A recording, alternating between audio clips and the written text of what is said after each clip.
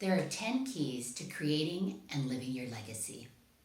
We're going to go through each one of them step by step together. For this, you'll need your workbook, so please turn to page 11 with me.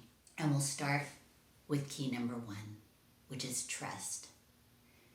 Trust that you really do have a higher purpose and a legacy to live and leave.